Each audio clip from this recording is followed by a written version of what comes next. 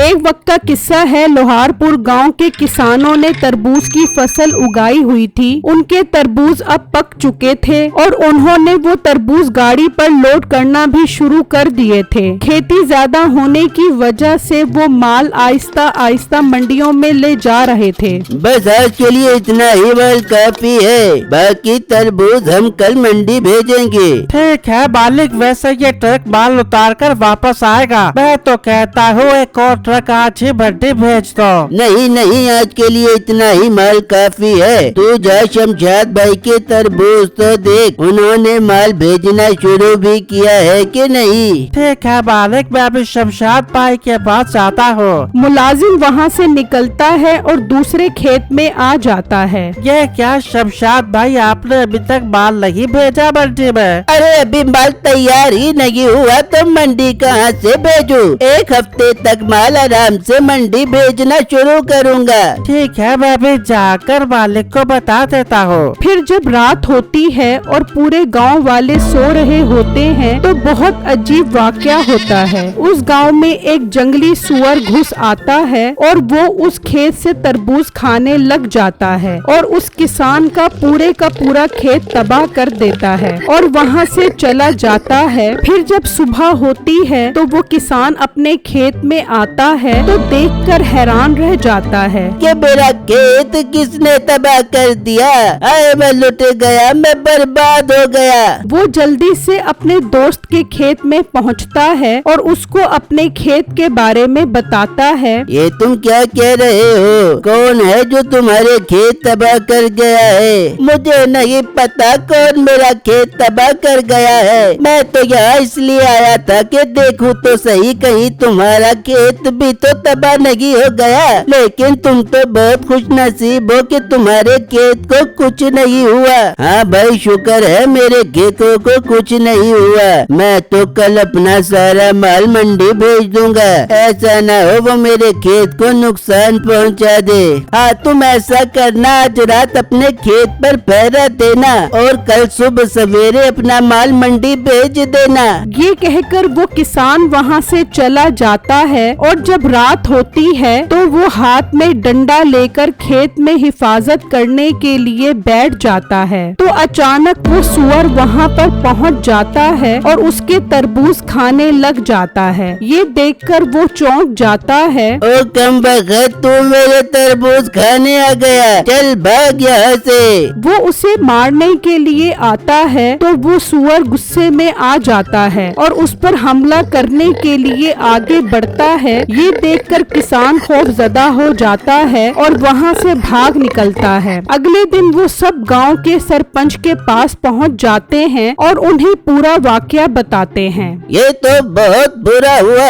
इस तरह तो वो सुअर पूरे गांव के खेत तबाह कर देगा। उसको मारना बहुत जरूरी है। जाओ पूरे गांव में ऐलान करवा दो, जो सुअर को मार कर मेरे पास लेकर आएगा मैं उसे 50 लाख रुपए इनाम दूंगा। सरपंच के मुलाजिम पूरे गांव में ऐलान करवा देते हैं। सुनो सुनो गांव वालों, सुनो, गांव में एक जंगली सुअर आ गया है जो गांव के खेत उजाड़ रहा है। जो कोई भी उसे मारकर सरपंच के पास लेकर आएगा, सरपंच उसे 50 लाख रुपए इनाम देंगे। ये बात वहाँ खड़े दो भाई सुन रहे होते हैं। अरे वाह बेगम, ऐसे सुअर को मारना तो मेरे बाएं हाथ का काम है और इनाम 50 लाख रुपए है। मैं सरपंच के पास जा रहा हूँ। ये कहकर मीठा चला जाता है। मीठे ने अपने भाई बिट्टू को बाप के मरने के बाद घर से निकाल दिया था, जिसकी वजह से वो एक छोटी सी झोंपड़ी में रह रहा था। माँ जी, अगर आप इजाजत दें तो मैं भी उस सुअर को पकड़ने चला जाऊँ। हो सकता है वो मेरे हाथ आ जाए। हाँ बिट्टू, आपको बिल्कुल जाना चाहिए। किस्मत बदलते देर नहीं लगती। ठीक है बेगम, मैं सरपंच के पास जा रहा हूँ, फिर शाम में ही सफर के लिए निकल जाऊंगा। ये कहकर बिट्टू भी सरपंच के पास चला जाता है। सरपंच साहब, मैं लेकर आऊंगा उस सुअर को मारकर। मेरे 50 लाख रुपए तैयार रखो। हाँ ठीक है, जो भी मार कर लेकर आएगा मैं 50 लाख रुपए इनाम दूंगा। इतने में बिट्टू भी वहाँ पर पहुँच जाता है, जिसे देखकर मीठा सोचने लगता है। ये मोटा भी 50 लाख का सुनकर लालच में दुम हिलाता हुआ यहाँ आ गया है। इससे पहले कि ये उसे मार कर लाए, मैं उसे मारने चला जाता हूँ। मीठा सुअर को मारने के लिए निकल जाता है और यहाँ वहाँ जंगलों में उसे हर जगह देखता है, लेकिन वो उसे नहीं मिलता। पता नहीं ये होगा कहाँ पर। सुबह से शाम होने वाली है, अभी तक मिला ही नहीं और अब तो मैं थक भी बहुत गया हूँ। मैं कुछ देर आराम कर लेता हूँ। मीठा वहीं पर आराम करने के लिए लेट जाता है और वहाँ बिट्टू भी तलवार लेकर सफर पर निकलता है। वो एक जंगल से गुजर रहा होता है तो वहाँ एक बुजुर्ग बैठा होता है। बिट्टू उसे देखकर थोड़ा परेशान हो जाता है। बाबा जी, आप इस जंगल में क्या कर रहे हो? बेटा, मैं एक फकीर आदमी हूँ। इस जंगल में बैठकर इबादत करता हूँ, मगर तुम इस जंगल में क्या कर रहे हो? बाबा जी, मैं जंगल में एक सुअर को मारने जा रहा हूँ। उसने गांव के लोगों का जीना मुश्किल कर दिया है, सारे खेत और फसलें तबाह कर दी हैं। बेटा, तुम जिस सुअर को ढूंढने जा रहे हो वो इस जंगल में एक गुफा में रहता है। वो बहुत खतरनाक है, वो इस तलवार से नहीं मरेगा। पर बाबा जी, मैं उसको कैसे मारूं? उसका मरना बहुत जरूरी है ताकि गांव के परेशान लोग खुशी खुशी अपनी जिंदगी गुजार सकें। बेटा, तुम दिल के बहुत अच्छे हो, लोगों की कितनी परवाह करते हो। ये लो, ये जादुई तरबूज है, तुम उस गुफा में जाकर वहाँ ये तरबूज फेंक देना। वो सुअर इसे खाएगा तो मर जाएगा।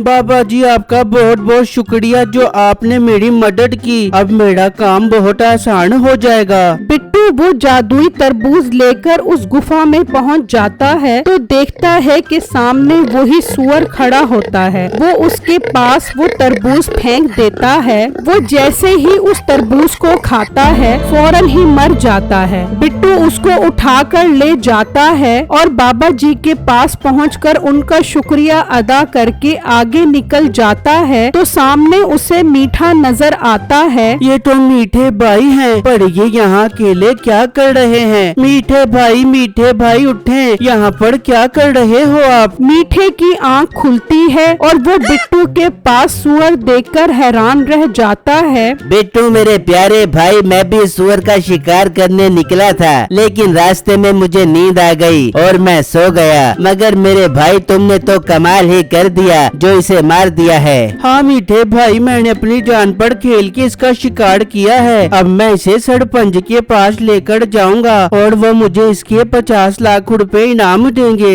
ये सुनकर मीठे को बहुत गुस्सा आता है और वो प्लान करने लग जाता है कि बिट्टू से ये शिकार किस तरह लिया जाए। अचानक उसके जहन में एक तरकीब आती है। बिट्टू मेरे भाई, ये जंगल बहुत खतरनाक है, हम दोनों एक साथ वापस चलते हैं। ऐसा न हो कि कोई जंगली जानवर हमें खा जाए। ठीक है मीठे भाई, चले हम दोनों एक साथ चलते हैं। बिट्टू, तुम थोड़ी देर रुको, मैं जरा साथ जंगल से थोड़े से अनार तोड़ कर आता हूँ। बेगम ने मंगवाए थे, बस 15 मिनट में वापस आता हूँ। मीठा प्लान के मुताबिक वहाँ से चला जाता है और बिट्टू उस दरख्त के नीचे बैठ जाता है। वो इतना थका हुआ होता है कि उसे नींद आ जाती है और मीठे को तो इसी चीज का इंतजार था। वो आकर बिट्टू को दरख्त के साथ बांध देता है और उसका शिकार उठा लेता है। मीठे भाई, ये आपने क्या किया मेरे साथ? मुझे खोलो, मेरा शिकार क्यों उठा लिया है आपने? मोटे, बहुत सियाना बन रहा है तू। इसे सरपंच के पास ले जाकर 50 लाख रुपए लेगा। मैं तेरा ख्वाब कभी पूरा नहीं होने दूंगा। अब तो यहाँ इस दरख्त के साथ भूखा प्यासा मरेगा और 50 लाख रुपए मेरा हो जाएगा। मीठे भाई, ये आप मेरे साथ ठीक नहीं कर रहे। मैं आपका छोटा भाई हूँ। अब्बू जान के मरने के बाद आपने पूरे घर पे कब्जा कर लिया था और अब मेरा शिकार भी ले रहे हो। खुदारा, ये जुल्म मेरे साथ मत करो। मोटे, तेरी इन चिकड़ी चुपड़ी बातों का मुझ पर कोई असर नहीं होने वाला। मुझे तो अपने 50 लाख रुपए नजर आ रहे हैं, जिनसे मैं अपनी जिंदगी बहुत अच्छी गुजारूंगा। मीठा बिट्टू को वहीं छोड़कर वो शिकार लेकर चला जाता है और सरपंच के पास पहुंच जाता है। लो सरपंच साहब, मैं अपनी जान पर खेल कर इसका शिकार करके आया हूँ। लाओ मेरे 50 लाख रुपए इनाम दो। वो सब मरा हुआ वह सुअर देखकर खुश हो जाते हैं। वाह मीठे, तुमने तो कमाल कर दिया जो पूरे गांव वालों की इससे जान छुड़वा दी। तुम्हारा 50 लाख रुपए का इनाम तुम्हें जरूर मिलेगा। मुलाजिमों, मीठे को 50 लाख रुपए इनाम दे दो। रुको जाओ सरपंच साहब, मीठा झूठ बोल रहा है। इसने इसे नहीं बल्कि मैंने मारा है। ये मुझे डड़क के साथ बांधकर यहाँ आ गया है। वो तो शुक्र है वहाँ से कुछ शिकारी गुजर रहे थे तो उन्होंने मुझे खोल दिया और मैं यहाँ पर आ गया। सरपंच साहब, ये झूठ बोल रहा है। इसके पास क्या सबूत है कि ये शिकार इसने किया है? मेरे पास पूरे सबूत हैं कि मैंने इसका शिकार किया है, मगर मैं इसे झूठा साबित करने के लिए पूछता हूँ कि अगर इसने शिकार किया है तो ये कहाँ पर था? जंगल से ही किया था। और क्या ये मेरे घर आया था कि मीठे भाई मुझे मारो और सरपंच के पास ले जाओ? झूठ बोल रहे हो तुम मीठे भाई। अब मैं आपको बताता हूँ। ये सुअर जंगल के साथ एक गुफा में रहता था, मैंने उसे वहीं पर मारा है। सरपंच साहब, आप अपने मुलाजमों को वहाँ पर भेजकर देखो, वहाँ एक तरबूज पड़ा होगा, ये निशानी है। अगर तो वहाँ तरबूज हुआ तो बिट्टू सच्चे तुम हो, और अगर वहाँ पे तरबूज ना हुआ तो मीठे सच्चे तुम हो। जाओ मुलाजमों, जाओ और जाकर देखो गुफा में कोई तरबूज है कि नहीं। सरपंच के मुलाजिम निकलते हैं और चलते चलते उस गुफा तक पहुंच जाते हैं और अंदर जाते हैं तो सामने उन्हें वो तरबूज नजर आता है। वो वापस आकर सरपंच को बताते हैं, जिसे सुनकर उसे मीठे पर बहुत गुस्सा आता है। मीठे, तू तो बहुत झूठा इंसान है जो अपने भाई के हक पर डाका मार रहा है। इसे ले जाकर काल कोठरी में बंद कर दो। सरपंच साहब, मुझे माफ कर दें, ये शिकार बिट्टू ने ही किया था। मुझे काल कोठरी में बंद ना करें, मैं आप सबसे माफी मांगता हूँ। तूने जुर्म किया है, तुझे सजा तो मिलेगी। ले जाओ इसे। वो मीठे को ले जाते हैं और सरपंच बिट्टू को 50 लाख रुपए इनाम देता है और बिट्टू खुशी खुशी घर लौट आता है।